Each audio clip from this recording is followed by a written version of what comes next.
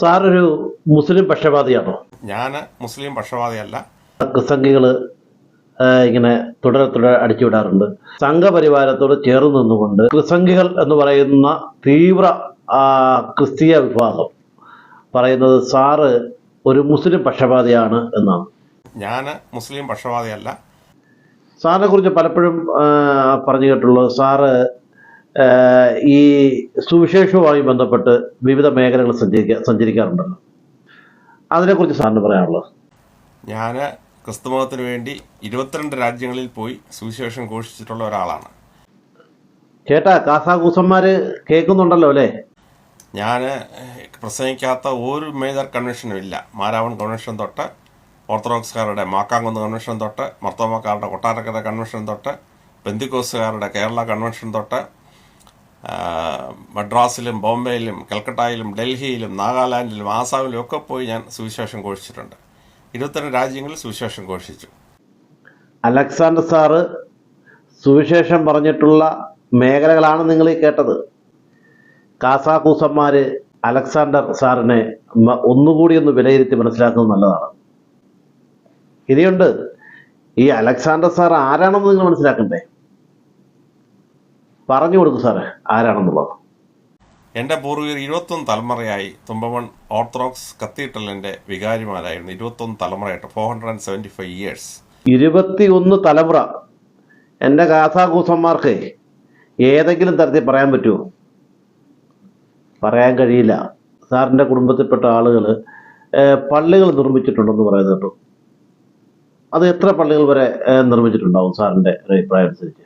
Orthodox സഭയ്ക്ക് വേണ്ടി 12 പള്ളികൾ സ്ഥാപിച്ച, കിഴക്കത്തൊരു പള്ളി ഉൾപ്പെടെ സ്ഥാപിച്ച 12 ഇടവകൾ രൂപീകരിച്ച ആളാണ് എൻ്റെ ഗ്രേറ്റ് ഗ്രാൻഡ് ഫാദർ. ഈ ക്രിസ്ത്യാനികൾക്ക് ഏതെങ്കിലും തരത്തിലുള്ള ഗുണകരമായ പ്രവർത്തനമാണോ നമ്മുടെ ഈ ക്രിസ്ത്യാനികൾ ചെയ്തുകൊണ്ടിരിക്കുന്നത്? ക്രിസ്ത്യാനികൾക്ക് അപകടകരമായ രീതിയിൽ നിങ്ങൾ പ്രചരണം നടത്തിയാൽ അത് തെറ്റെന്ന് പറയാനും എൻ്റെ മനസാക്ഷി വെച്ച് ഞാൻ ശ്രമിച്ചു. അത്രയും മാത്രമേ ഉള്ളൂ.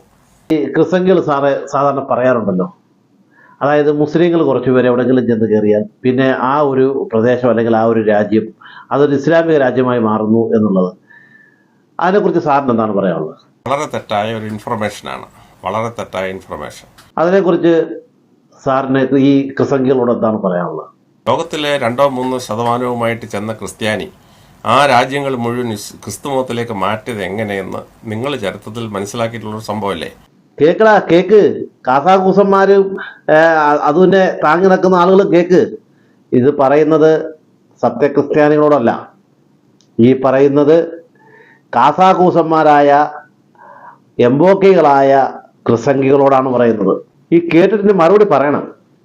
യൂറോപ്പിൽ ക്രിസ്ത്യാനി പോയി 1% പോലും ഉണ്ടായിരുന്നില്ല. അവിടുത്തെ പ്രധാന മതം മിത്രായിസമായിരുന്നു. അവരുടെ മുഴുവൻ ക്ഷേത്രങ്ങളും അടിച്ച് തകർത്ത് അവരുടെ പൂജാരിമാരെ മുഴുവൻ ഡ്രൂയിഡ്സ് എന്ന് പറഞ്ഞ് കൊന്നൊടുക്കി. സൂര്യമതക്കാരെ മുഴുവൻ കൊന്നൊടുക്കി. സൂര്യഭഗവാന്റെ ജന്മദിനമായ ദിനത്തെ ക്രിസ്മസ് ആക്കി മാറ്റി. അവരുടെ പ്രധാനപ്പെട്ട ദേവത ഇയോസ്റ്റർ, അതിനെ പിടിച്ച് ഇയോസ്റ്റർ ഉത്സവം പിടിച്ച് ഈസ്റ്റർ ആക്കി മാറ്റി. ഇങ്ങനെ യൂറോപ്പ് മുഴുവൻ അവിടുത്തെ തദ്ദേശവാസികളെ കൊന്നൊടുക്കി ഇസ്ലാം മതം പ്രചരിപ്പിച്ചാണ്. അമേരിക്കയിൽ പോയി. അമേരിക്ക ആകെ 250 ക്രിസ്ത്യാനിയാണ് പോയത്. നിരന്തുണ്ടായി 2.5 കോടി റെഡ് ഇന്ത്യൻസിനെ കൊന്നൊടുക്കി. അസ്റ്റക്കുകളെ, മായന്മാരെയും ഇങ്കാസിനെ മുഴുവൻ കൊന്നൊടുക്കി. അവരുടെ ഒരൊറ്റ ആരാധനാക്ഷേത്രം ഇനി ബാക്കിയുണ്ടോ? അവരുടെ സ്ത്രീകളെ ബലാത്സംഗം ചെയ്ത് 5 കോടി മുളാറ്റോസ്, അതായത് റെഡ് ഇന്ത്യൻ സ്ത്രീകളെ ബലാത്സംഗം ചെയ്തുണ്ടായ കുട്ടികൾ മുളാറ്റോസ് നമ്മൾ അറിയപ്പെടുകയാണ്. ക്രിസ്ത്യാനികൾ ഓസ്ട്രേലിയയിൽ പോയി. അവിടെ എന്ത് ചെയ്തു? അവിടെ മവോറീസ് ഉണ്ടെന്ന് അവരെ മുഴുവൻ കൊന്നൊടുക്കി. ടസ്മാനിയയിൽ ഒറ്റ ടസ്മാൻ ബാക്കിയില്ല. എന്നിട്ട് അത് പിടിച്ചെടുക്കുകയാണ്. ചെല്ലുന്നിടത്തെല്ലാം അക്രമത്തിലൂടെ പിടിച്ചെടുത്ത് ക്രിസ്തുമതം നമ്മൾ വളർത്തിയില്ലേ? ഞാനൊരു സത്യക്രിസ്ത്യാനിയാണ്. രാവിലെ 2 ജപമാല എൻ്റെ ശരീരത്തിൽ കിട്ടും. ഞാൻ രാവിലെ വേണ്ടി ജപമാല അർപ്പിക്കുന്ന ആളാണ്. ദിവസവും പള്ളിയിൽ പോകുന്ന ക്രിസ്ത്യാനിയാണ്, സത്യക്രിസ്ത്യാനിയാണ്. അവരുടെ ചരിത്രം നമ്മൾ തെറ്റിച്ച് പറയാൻ പാടില്ല. ഇസ്ലാം ഇങ്ങനെ പോകുന്നിടത്തെല്ലാം പിടിച്ചെടുക്കുന്നു എന്ന് അവരെ കുറ്റപ്പെടുത്താൻ പാടില്ല. വാള് കൊണ്ട് ഇസ്ലാം മതം വളർത്തിയെന്ന് പറയുകയാണ്. ക്രിസ്ത്യാനി വാളും തോക്കും പീരങ്ക് ഉപയോഗിച്ച് മതം വളർത്തിയ ക്രിസ്ത്യാനി മുസ്ലിമിനെ കുറ്റം പറയാൻ പാടില്ല. സാറിന് നീ എന്തൊക്കെയോ പറയാനുണ്ട്. കൂസന്മാർ പോകരുത്, ഇവിടെ നിലനിൽക്കണം, ഇവിടെ നിൽക്കണം, കേൾക്കണം. മുസ്ലിങ്ങൾ ക്രിസ്ത്യാനികളുടെ 4 രാജ്യങ്ങൾ ആക്രമിച്ചു. സിറിയ, ലബനോൻ, പാലസ്റ്റീൻ, അങ്ങനെ കുറേ രാജ്യം ആക്രമിച്ച് അങ്ങനെയാണ് ഇസ്ലാം അവിടെ വന്നതെന്നാണ്. ഇത് കോളേജിൽ പഠിക്കുന്ന ഏത് കുട്ടിക്കും ഇൻ്റർനെറ്റിൽ തപ്പി അപ്പോഴേ കിട്ടുന്ന വിവരമല്ലേ? റോമാ സാമ്രാജ്യം 40% പോലും ക്രിസ്ത്യാനിയായിരുന്നില്ല കോൺസ്റ്റന്റൈൻ ചക്രവർത്തി ക്രിസ്തുമതം സ്വീകരിച്ചപ്പോൾ.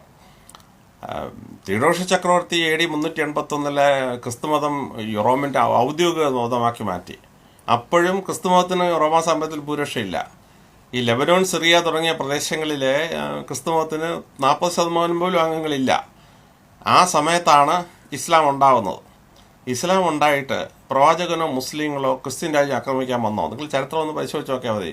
പ്രവാചകൻ ആരെങ്കിലും ആക്രമിക്കാൻ പോയോ? മക്കയിൽ നിന്ന് ആളുകൾ ഇങ്ങോട്ട് വന്നാണ് ബദർ യുദ്ധം ഉണ്ടായത്. മക്കയിൽ നിന്ന് ആളുകൾ ഇങ്ങോട്ട് വന്നിട്ടാണ് ഉഹൂദ് യുദ്ധം ഉണ്ടായത്. മക്കയിൽ നിന്ന് ആളുകൾ ഇങ്ങോട്ട് വന്നിട്ടാണ് കണ്ടക്ക് യുദ്ധം ഉണ്ടായത്. ഈ ജെറുസലേമും ജോർദാനും പിടിക്കാൻ ഇസ്ലാം എങ്ങനെയാണ് കഴിഞ്ഞത്? ക്രിസ്ത്യാനികൾ അങ്ങോട്ട് പോയി ആക്രമിച്ചു. അങ്ങനെയാണ് യാർമൂക്ക് യുദ്ധം ഉണ്ടായത്. അതിനുശേഷം ബൈസാനിയൻ എംപയറും പേർഷ്യൻ എംപയറോട് ചേർന്നിട്ട് കദീസിയയിൽ മുസ്ലിങ്ങളെ കൊല്ലാൻ വന്നു. അപ്പോൾ മുസ്ലിങ്ങൾ തിരിച്ചടിച്ചു. അവരുടെ ഭാഗ്യത്തിന് അവരെ ക്രിസ്ത്യൻ സൈന്യത്തെക്കാൾ വളരെ എണ്ണക്കുറവുള്ളവർ ക്രിസ്ത്യാനിയെ തോപ്പിച്ചവർ യാർമൂക്കും കദീസിയയും ജയിച്ചപ്പോഴല്ലേ അവർക്ക് ജോർദാനും ജെറുസലേം ഉൾപ്പെടെ ഇസ്രായേൽ ഉൾപ്പെടെ ഭൂപ്രദേശം കിട്ടിയത്. അപ്പോൾ അത് ഏത് കുട്ടിക്ക് ഏത് സമയത്തും വെരിഫൈ ആവുന്ന ഇൻഫർമേഷൻ പോരുത്. സാർ ഇനിയും പറയാനുണ്ടെന്ന് പറയും. ക്രിസ്ത്യാനി ആക്രമിക്കാത്ത ഏതെങ്കിലും ഒരു മുസ്ലിം രാജ്യം കാണിച്ചു തരാമോ? 64 മുസ്ലിം രാജ്യങ്ങളുണ്ട് ഈ ഭൂമിയിൽ. ആ 64 ക്രിസ്ത്യാനി ആക്രമിച്ചിട്ടുണ്ട്. ക്രിസ്ത്യാനി ആക്രമിക്കാത്ത ഒരൊറ്റ മുസ്ലിം രാജ്യം ബാക്കിയില്ല.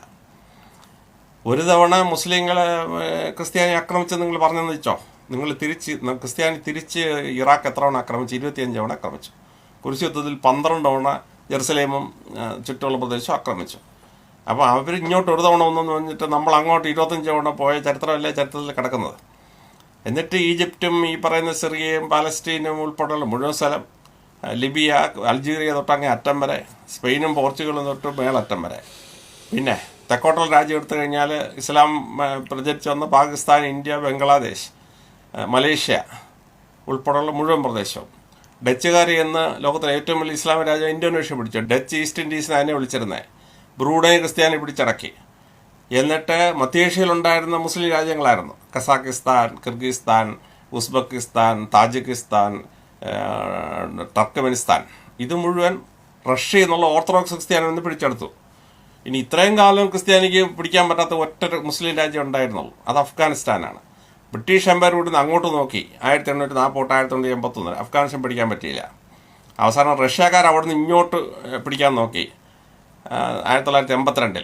അവർ പകുതിയായപ്പോഴത്തേന് അമേരിക്ക എന്നുള്ള ക്രിസ്ത്യാനി വന്നിട്ട് അഫ്ഗാനിസ്ഥാൻ പിടിച്ചെടുത്ത് 20 കൊല്ലം ക്രിസ്ത്യാനോട്ട് ഭരിച്ചില്ലേ. ക്രിസ്ത്യാനി ആക്രമിക്കാത്ത ഒരൊറ്റ മുസ്ലിം രാജ്യം ഇല്ല ഈ ഭൂമിയിൽ. അപ്പോഴാണ് നിങ്ങൾ പറയുന്ന 3 മുസ്ലിം രാജ്യം ക്രിസ്ത്യാനി ആക്രമിച്ചത്.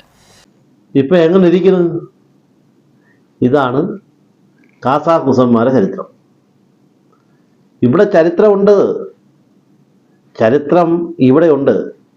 അത് നിങ്ങൾ പറഞ്ഞാൽ നിങ്ങൾ പറയുന്നതല്ല ചരിത്രം. ചരിത്രം രേഖപ്പെടുത്തിയിട്ടുണ്ട്. അത് കാസാഖ് മുസൽമാർ ഒന്നും കൂടെ നല്ലവണ്ണം പഠിച്ചിട്ട് വേണം ഈ പണിക്കിറങ്ങാൻ. ഇത് പഠിച്ചവരിവിടെ ഉണ്ട്, നിങ്ങളുടെ കൂട്ടത്തിൽ തന്നെ ഉണ്ട് പഠിച്ചവർ. അതുകൊണ്ട് നിങ്ങൾ ശ്രദ്ധിക്കേണ്ടത്, വഴിയിൽ ആരെങ്കിലും അപ്പിയിട്ടിട്ട് പോയാലേ അത് അലുവയാണെന്ന് പറഞ്ഞെടുത്ത് കഴിക്കരുത്. അത് പരിശോധിക്കുന്നത് നല്ലതാണ്. അതാണ് നിങ്ങളുടെ മുന്നോട്ടുള്ള ഒരു യാത്രയ്ക്ക് ഗുണകരമാകുക. അവാസ്തവമായ കാര്യങ്ങൾ പ്രചരിപ്പിക്കരുത്. നിന്നോടൊക്കെയാണ്, കാസാഖൂസന്മാരോട്, ക്രിസംഖികളോട് പ്രത്യേകം പറയുകയാണ്, ഇതൊക്കെ തെറ്റായ പ്രചരണമാണ്. സത്യസന്ധമായി നിലനിന്നാൽ നിനക്കൊക്കെ അവിടെ നിലനിൽക്കാം. ഇല്ലെങ്കിൽ പണ്ട് ഒരു മുദ്രാവാക്യത്തിൻ്റെ പേര് പ്രശ്നം ഉണ്ടായല്ലോ, അതൊക്കെ നിനക്കും ബാധകമായിരിക്കും എന്ന് ഓർമ്മ വെക്കുന്നത് നല്ലതാണ്. അപ്പം ഗുഡ് ബൈ.